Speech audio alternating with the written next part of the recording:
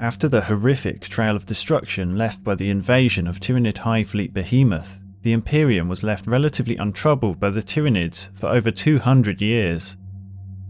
Though several smaller hive fleets had entered the fringes of the galaxy at that time, their assaults were primarily focused on alien worlds, leading many to believe the Tyranid menace was all but spent.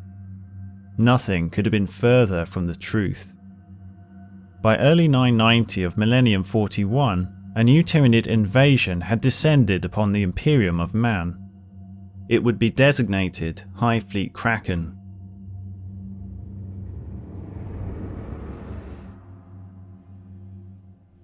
Where Hive Fleet Behemoth crashed into the galaxy like a monstrous tidal wave, advancing as a single, insurmountable force, Hive Fleet Kraken split into a series of splinter fleets that moved to attack multiple worlds at once.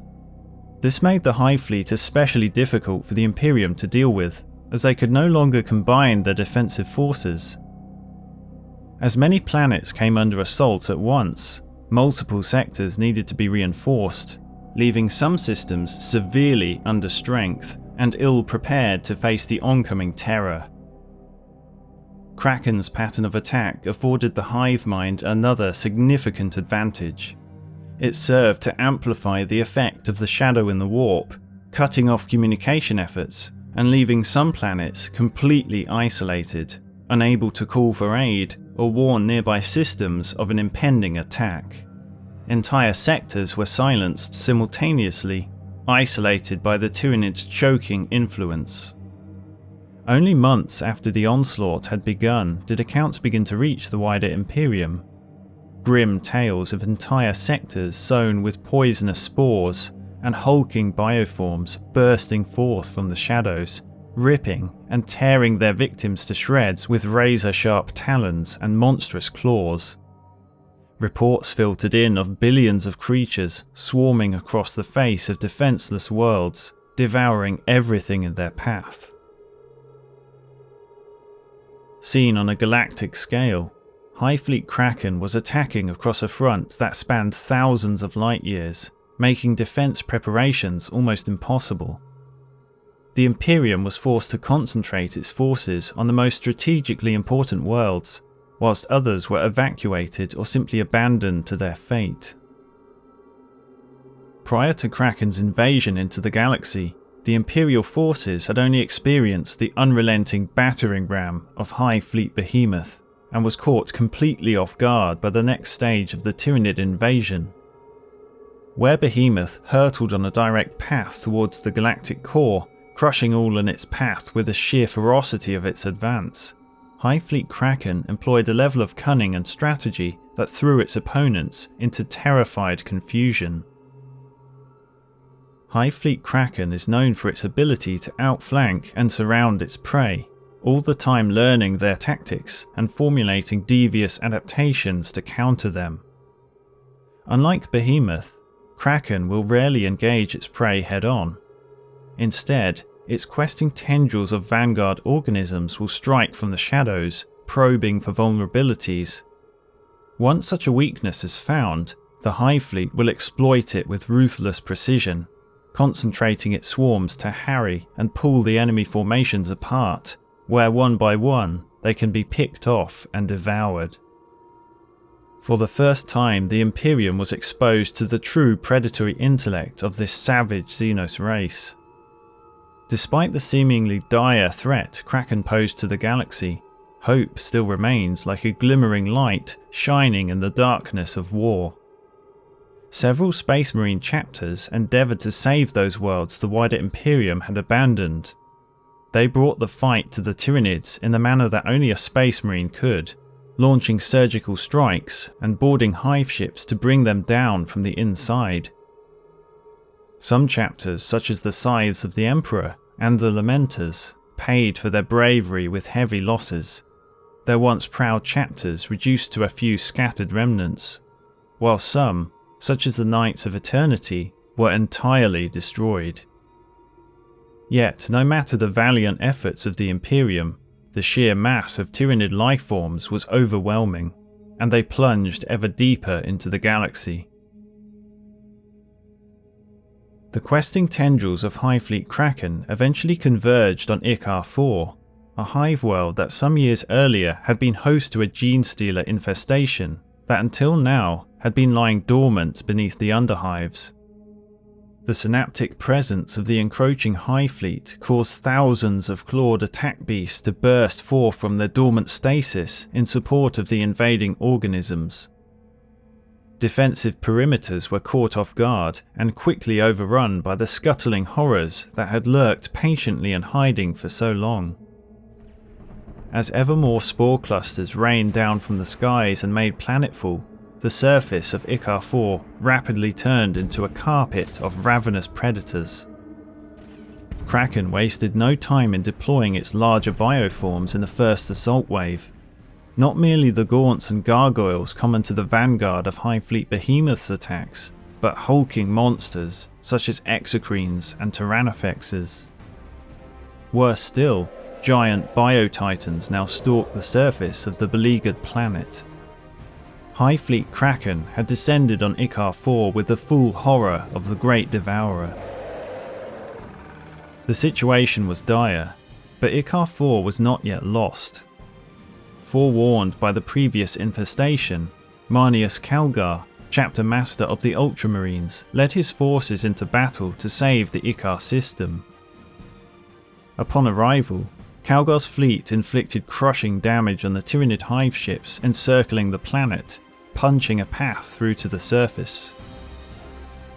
Veterans of the First Tyrannic War led the relief efforts in securing the Hive City. They scoured the twisted city corridors and slowly secured sector by sector in a series of close-quarter battles that lasted almost a full year.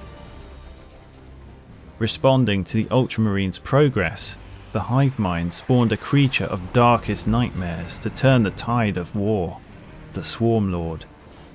This formidable creature was in fact a reincarnation of the same beast that brought the chapter master within inches of death back on the crag.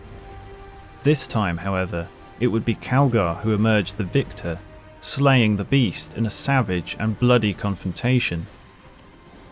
Without the Swarm Lord to counter his supreme military strategy, Calgar and the Ultramarines were able to crush the remaining Tyranids.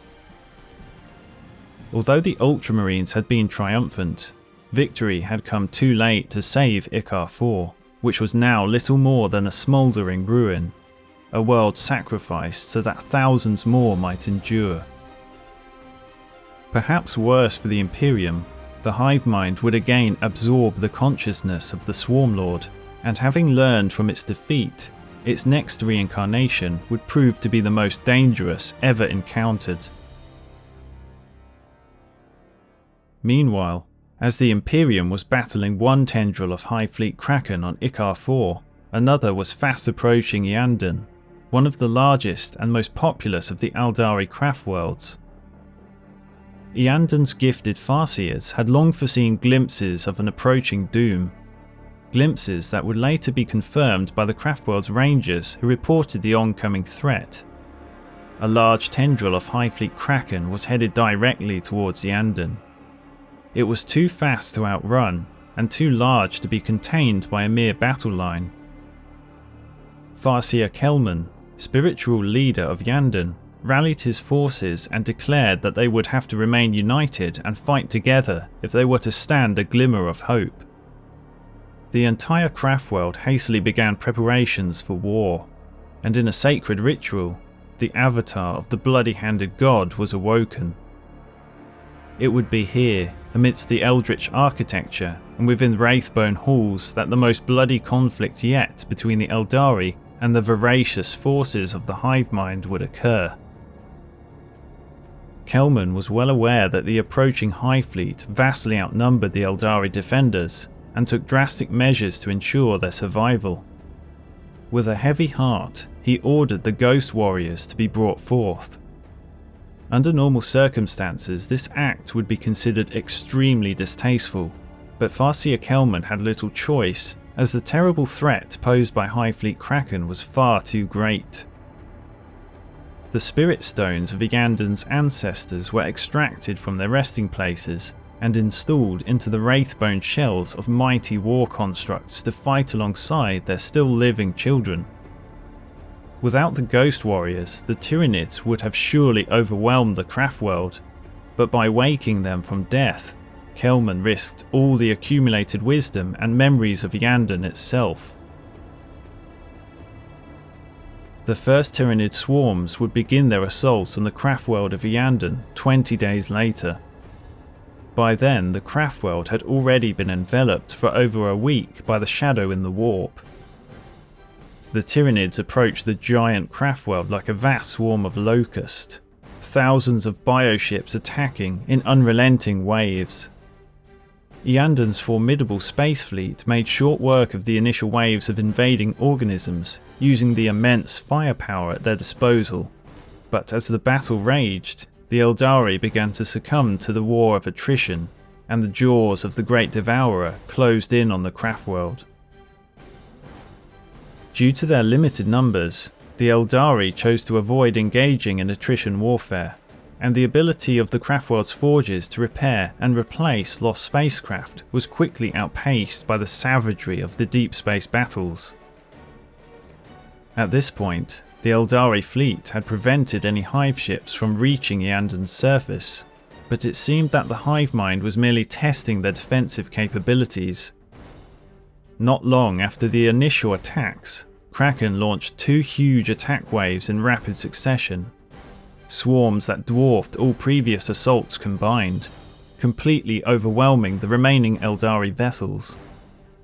The sheer mass of Tyranid bioships blotted out the stars as they descended onto their prey, spewing forth armies of hideous creatures into Iyanden's unspoilt havens. A horrific psychic scream resounded around the craftworld's infrastructure as seething hordes of clawed, scuttling aliens were disgorged into its heart. Battles erupted all over Iyanden's surface. Most of the fighting took place up close, with enemy forces often only separated by the width of a corridor. Aeldari guardians fought bloody and savage battles with vast numbers of gaunts, shuriken fire and fleshborer maggots screeching through the air with equal fury.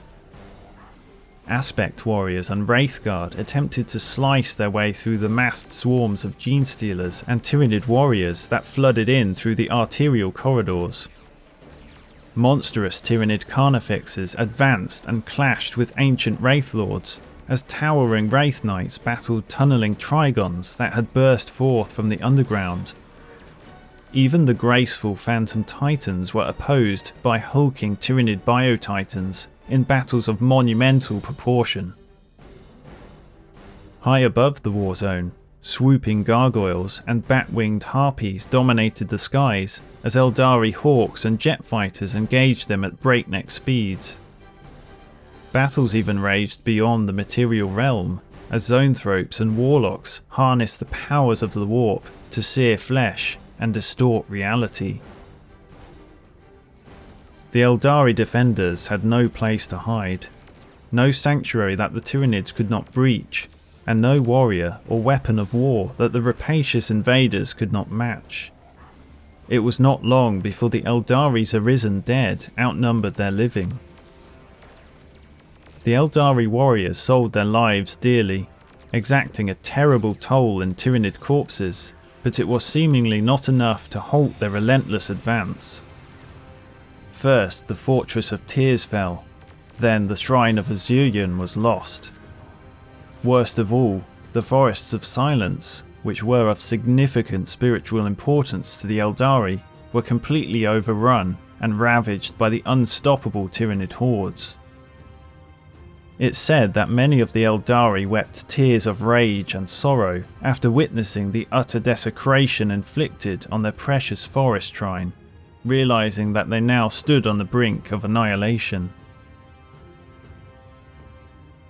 Despite the psychic blockade surrounding the planet, word of Iyanden's peril managed to reach Prince Uriel. The Autarch was in exile and had vowed never to return to the place of his birth, but Uriel could not stand by and abandon the craftworld in its darkest hour. The High Admiral prepared his grand fleet, and set a course for the besieged planet. Like a burning spear, Uriel's forces pierced through Hive Fleet Kraken's blockade and struck deep into the biofleet surrounding Iyanden. Salvation finally came to the few battered survivors of Iyanden's fleet as Prince Uriel's armada carved out a defensive perimeter. With their combined forces, the Aeldari starships devastated the Tyranid Hive ships in low orbit, preventing any more of Kraken's spawn from flooding down onto the wounded craftworld, while simultaneously coordinating counterstrikes on approaching bio vessels. The hive mind was quick to react, and launched 2 more attack waves to intercept the Aeldari reinforcements, which were both destroyed by the sheer firepower of Uriel's fleet. By this point, Uriel's fleet had sustained heavy damage, and they prepared themselves for a final assault, as surely they would not survive another wave. Minutes passed into hours as the Aeldari ships scanned the surrounding environment, waiting for the next assault, but it did not come. Kraken's spaceborne Hive Fleet had been defeated. Back on Iyanden's surface, the ill-fought battle still raged. The destruction of the Tyranid Hive Fleet seemed to have a drastic effect on their attack patterns, and the swarms now hurled themselves at the Aeldari with intensified aggression. The frenzied creatures were commanded by a formidable hive tyrant, and neither shuriken or blade could pierce its thick chitinous armour. Wherever the monstrous creature attacked, the Aeldari were slaughtered, and across the planet, the Tyranids were breaking through, sweeping aside any small pockets of resistance with ease. The final confrontation drew near. Victory was within the hive mind's grasp. As the carnage reached its pinnacle, the summoned avatar entered the fray. The fiery warrior roared a challenge to the hive tyrant with the ferocity of an erupting volcano, but the tyrant was far too intelligent to be lured out of its advantageous position. Instead, it sent forth the creatures under its synaptic influence. A carpet of gaunts accompanied by an entire brood of carnifexes stampeded towards the flame-wreathed avatar. Under such an assault, not even the embodiment of the bloody-handed god could prevail. With the avatar lost, the last glimmers of hope began to fade from the remaining Aeldari warriors. But in a heroic act of loyalty to his people, Prince Uriel and his forces disembarked from their ships to reinforce Iyanden's survivors. The Tyranids were on the verge of overrunning the Aeldari lines when Uriel himself plunged into the fray, wielding the cursed Spear of Twilight.